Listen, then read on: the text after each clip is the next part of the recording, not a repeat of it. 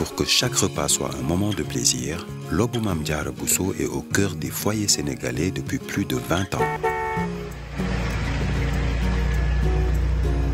Situé au kilomètre 18 route de Rufisque à Dakar, Lobou Mame Diarra Bousso est une société 100% sénégalaise spécialisée dans l'enfûtage et la distribution de gaz butane. C'est une équipe de plus de 200 collaborateurs guidés par une même volonté, participer activement au développement du Sénégal. Ces équipes s'appuient sur des valeurs familiales partagées et une expérience professionnelle forte, faisant de Lobou Gaz la marque préférée des Sénégalais. Le souci de chacun de nos collaborateurs est l'accessibilité de nos produits à tous et partout. Notre leadership sur le butane, nous le devons aux ménages sénégalais qui ne cessent de nous renouveler leur confiance, faisant de nous le leader incontesté du marché du gaz, notamment de la 9 kg. Nous avons conçu cette bouteille en respectant les normes de sécurité en la matière. Cette invention est déposée auprès de l'Organisation africaine de la propriété intellectuelle. Assurément tournée vers l'avenir, nous maîtrisons toute la chaîne d'approvisionnement du gaz, allant de l'importation à la distribution sur le marché national et à la réexportation. Notre fibre patriotique, notre recherche permanente d'innovation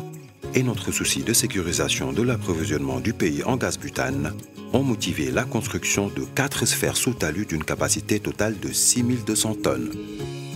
Lobou Mame Diarra Bousso est ainsi le numéro 1 au Sénégal et dans la sous-région en stockage conforme de gaz butane. Nos lignes de production comportent 7 carrousels, composés chacun de 12 bascules automatiques et de 5 autres bascules manuelles, soit une capacité de production de 9000 bouteilles par heure, ce qui nous permet d'approvisionner le marché sénégalais en toute fiabilité. Le gaz butane reste un produit inflammable et parce que la sécurité est primordiale pour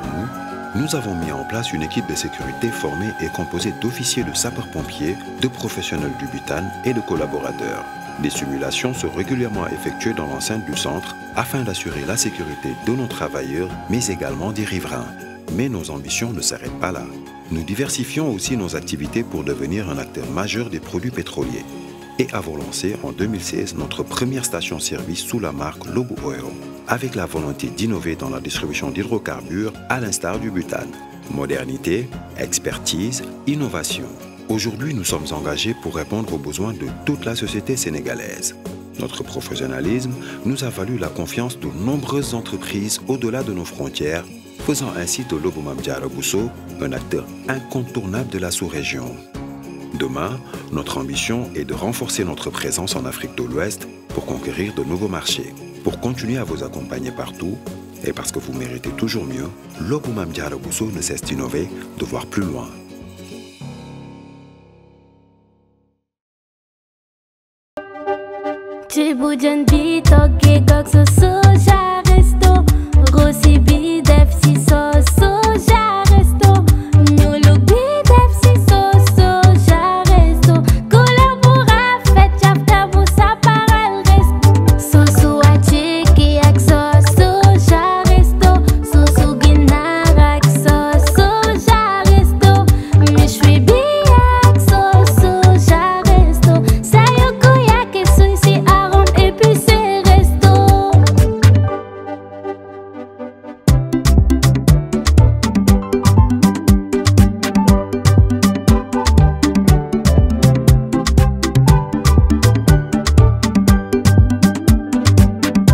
Resto,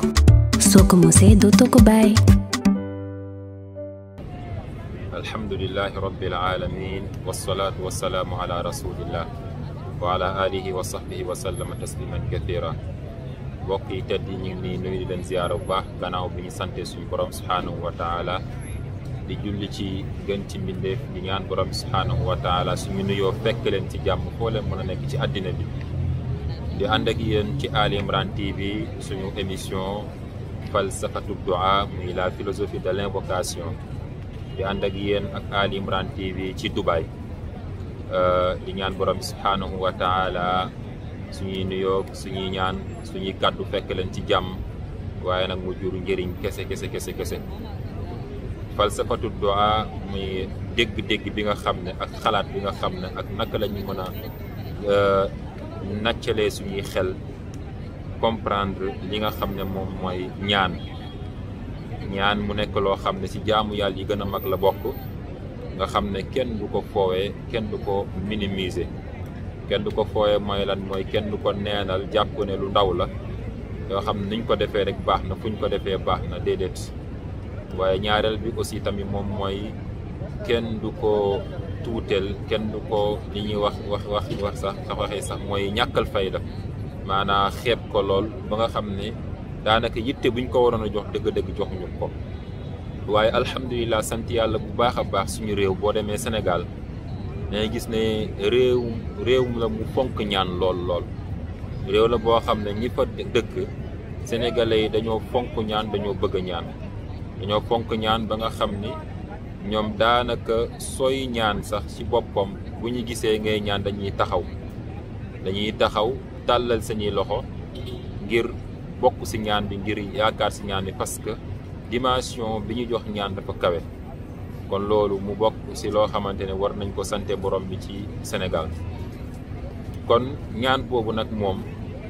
nekkul loo xam ni dañ koy fente rek nu mu ñu neexee waaye diine moom xam nga ne lu ne rek jàngale na ko am na nu mu ko jàngalee. waaye ñun émission bi nga xam ne moom la ñuy amal nekkul da dañuy ñëw rek di jàngal nit ñi ñaan wala yooyu waaye dañoo bëgg nit ñi jullit yi seen dégg-dégg ci ñaan mu changé. tey nag ci domaine bi ñu bëgg gën a waxee moom mooy ñaan gannaaw ñaan wala li jiitu ñaan lan la, c'est-à-dire jullit ki naka la war a comporter naka la war a def lan la war a def gannaaw bi mu ñaanee ba pare. xam nga ñun tey ngay gis ne dañuy dugg ci ab mbir nekk ci di kër-këri di daw di dem di ñëw rek waaye duñu ñaan suñu borom ngir mu gunge ñu ci mbir moomu ngir mu sotti ngir mu réussir. léegi nag ñaan ba comme niñ ko waxee ci laytaayu émission bi ci ay émission yu baree bari ne ñaan mooy tijj lu ne mooy gunge lu ne mooy tëj lu ne. ndax yeneen bi sallallahu alayhi wasallam yeneen bi nga xam ne moom mooy abul anbiya wal mursalin wala lan laa ko mën a waxee maanaam sayyidul anbiya wal mursalin sangu yeneen ci yëpp ak prophète yëpp moom amul lu mu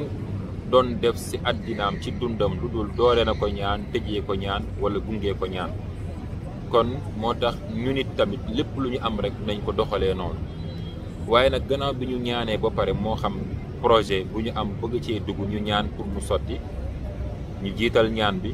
wala ñu dugg ci ba pare tàmbalee ñaan wala ñu def lu ñuy def ba pare toog ñaan yàlla def ngir ñaan toog ñaan borom subhanahu wa taala ngir mu sotti bu mu ci mën a doon rek moom baax na. waaye suñuy wax tey moom mooy est-ce que jullit ki ni muy déggee ñaan mooy bu ñëwee allahumma rzuqni rizqan waasi'an mooy yow yàlla nga ma wërsëgale wërsëg bu yaatu gannaaw loolu dafay toog bàyyeeku yàccaaral ne yàlla baax na yàlla yaana déedéet. donc loolu mooy waxtaanu tey bi. kon jullit bu xasee ba ñaan ba pare ba tàllal ay loxom ñaan ba pare dafay jóg nag sabablu kiy jóg sabablu nag waruta doon ku yaafuus waruta doon ku tayyal waruta doon ku bëgg lu yomb waruta doon koo xam ne ci ay pexe ay calcul ay doxalin yoo xamante ne bi yu négatif lay wéeru lay yaakaar ngir sottil ay mbiram. loolu vraiment gàcce la ci jullit gàcce la ci ki nga xam ne dafa doon gor wala dafa doon koo xam ne dafay incarner grandeur. kon loolu mooy li nga xam ne moom lañ war a bàyyi xel bu baax a baax gannaaw bi ñu ñaanee ba pare tàllal suñu loxo suñu borom subhanahu wa taala wala balaa ñoo koo ñaan wala buñ ko ñaanee ba pare nañuy jóg ñu sabablu waaye sabablu bi nañ ko teg ci yoon. donc loolu mooy li nga xam ne moom la diine jàngale. loolu mooy dëgg-dëgg li ñuy wax tawakkul mooy wakkilu ci yàlla bokkut ak tawaakul mooy nga toog rek ne yàlla baax na yàlla yaana wala nga ñaan ba pare bàyyeeku ne ñaan naa yàlla dina nangu samay ñaan. mbokk yi loolu mooy li nga xam ne bëgg nañ ñun ñëpp ñu bàyyi ko xel mooy góorgóorlu sabablu nekk ci waar bi di dugg di génn di jóg ko daanu. ndax yonent bi sallallahu alayhi wa sallam dafa am lu mu jàngale lu am solo mu ne law tawakkaltum ala allahi xaqa tawakkulihi la razaqakum kama yarzuqu tayr taghdu ximaason wa taruuxu bitaana. mu ne bu fekkonte ne bii da ngeen wakkilu ci yàlla dëgg-dëggu wàkkiilu bu dëgg mu ne kon dina leen wërsëgal comme ni muy wërsëgalee oiseaux yi picc yi njanaaw yi allahu akbar. léegi nag gis nga tawakkul kon foofu bu ñu jàppoon ne nii mooy toog rek ñaan yàlla wala ne yàlla baax na affaire dina baax non dina baax kon yeneen sallallahu alayhi wasallam du wax ni tayr bi mooy picc bi taxdu ximaasan wa taruuxu bitaana parce que dafa ne dina leen wërsëgale comme ni muy wërsëgalee picc yi waaye nag picc bi day xëy di gont gis nga day xëy bi muy xëy amul dara mi ngi xiif dencul woon dara ci këram dencul woon dara ci tàggam dencul woon dara ci dencukaay boo xam ne bu am garantie la bu am kaaraange la gis nga kon bi muy génn amul dara mi ngi bàyyi ay doomam njabootam ci biir tàgg ya wala ci garab ba wala fa mu nenee waaye buy ñëw gis nga day ñëw regg biir ba fees dell indaale ay pepp ba sexal doom ya jox doom ya jox njaboot yi ñu lekk. kon yeneen ci saa la mu ne ñun itam bu ñu wakkiluwun ci yàlla wakkilu boo xam ne bu dëggu bu jaar yoon wakkilu boo xam day ànd ak sabablu wakkilu boo xam day ànd ak liggéey wakkilu boo xam day ànd ak fulla ak jom day ànd ak loo xam ne sérieux day ànd ak li nga xam ne moom mooy fulla ak fayda borom bi subhaanahu wa taala kon yeneen ci saa nee na ci hadis bi kon giiñ ne la giiñ la foofu waaw giiñ naa ne dina leen wërsëgal dina faj seen i soxla dina faj seen soxla comme ni muy fajee soxla picc yi nga xam ne ñoom amuñu xel amuñu yenn garantie comme ñun doomu aadama nañ ko amee xoolal ñun on a tout lépp la ñu am yàlla tàggatal ñu lépp wa saxara lakum maa fi samaawaati wa maa fil ardi jamian min maanaam yàlla tàggatal leen mboolem li ne ci asamaan ak mboolem li ne ci suuf lépp allahu akbar donc loolu nga xam ni picc yi amuñu ko yàlla jox ñu ngelaw li jox ñu suuf si jox ñu asamaan jox ñu taw mi jox ñu jant bi jox ñu weer bi jox guddi ak bëccëg gis boo demee ci suratu Ibrahim gis nga allahu alladi xalaqa samawati wal ard ba aay fa muy jeexee wa saxara lakum gis nga mu tàggatal leen yi ma lim yëpp mu ne nag wa aataakum min kulli ma saaltumu mu jox leen mboolem loo leen ko laaj allahu akbar te wa in tauddu nicmatallahi la tuxsuha boo leen nekkoon di wuññu di compter xéewalu borom subhanahu wa taala yi mun leen ko jeexal innal insana la zalumun kafar doomu aadama fa lay taxaw naan non c'est-à-dire yàlla moomu mayul yàlla dafa jox kii xañkee dafa ma jox man dafa jox kee joxuma yooyu yàlla ne non man jox naa leen lépp li si des mooy ngeen góorgóorlu yàlla sàkkul ku ndóol sàkk na ku ñàkk nag waaye ku ndóol yàlla sàkku ko ku ñàkk c'est-à-dire mooy ki nga xam ne nu mu day fexe du am dara day am ñu ko tane rek waaw day am ñu ko tane te mu sàkk mu créé système boo xam ni nu nit ki ñàkk système boobu dina ko permettre mu lekk mu naan mu kii léegi nag nit mooy xañ kooku la mu lekk wala la mu naan wala la mu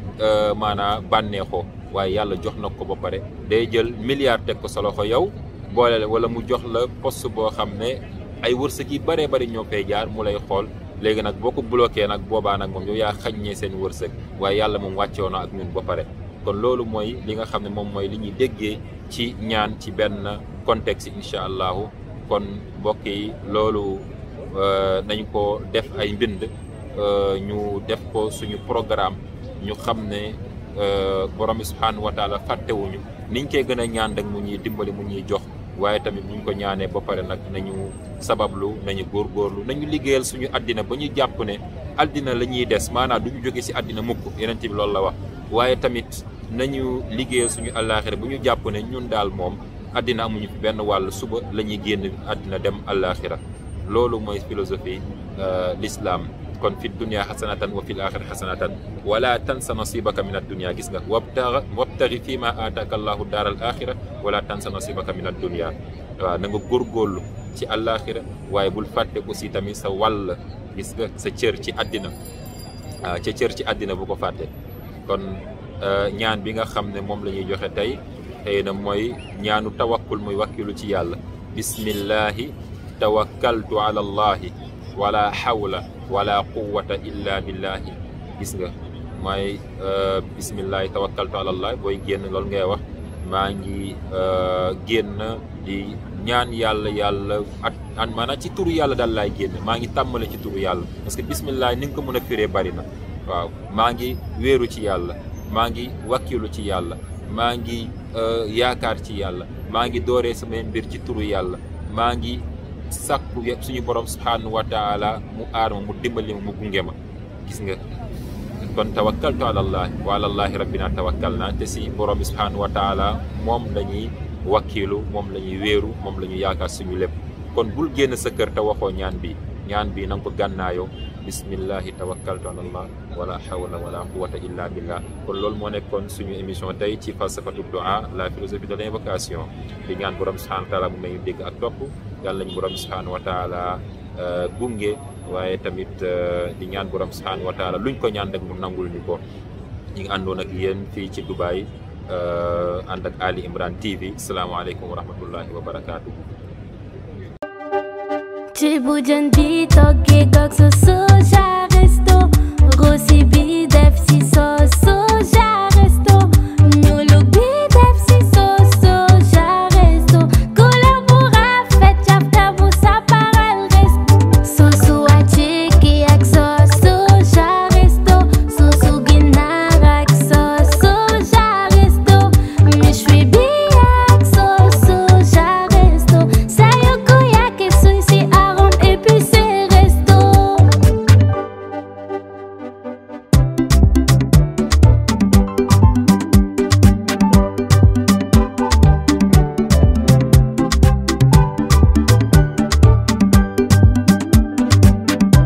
Resto, soko mose do toko bay.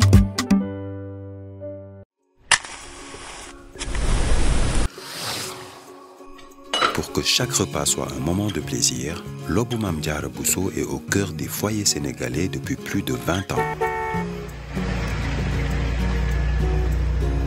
Situé au kilomètre 18 route de Rufisque à Dakar, Lobou Mame Diarra Bousso est une société 100% sénégalaise spécialisée dans l'enfûtage et la distribution de gaz butane.